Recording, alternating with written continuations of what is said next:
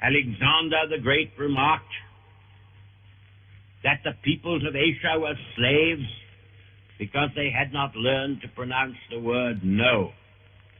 Let that not be the epitaph of the English-speaking peoples, or of parliamentary democracy, or of France, or of the many surviving liberal states of Europe.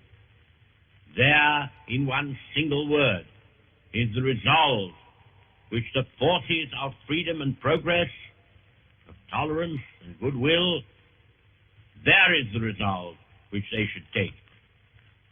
It is not in the power of one nation, however formidably armed. Still less it is in the power of a small group of men, violent, ruthless men, who have always, however, to cast their eyes back over their shoulders. It is not in their power to cramp and fetter the forward march of human destiny. The preponderant world forces are upon our side. They have but to be combined to be obeyed. We must arm. Britain must arm. America must arm. We shall no doubt arm. Britain, casting away the habits of centuries, will decree national service for her citizens. But arms, instrumentalities, as President Wilson called them, are not sufficient by themselves. We must add to them the power of ideas. People say, many people, we ought not to allow ourselves to be drawn into a theoretical antagonism between Nazism and democracy. But the antagonism is here, now. You see these dictators on their pedestal, surrounded by the bayonets of their soldiers and the truncheons of their police.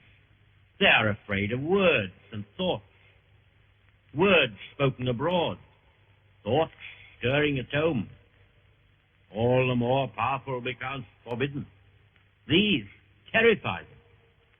A little mouse, a little tiny mouse of thought appears in the room, and even the mightiest potentates are thrown into panic.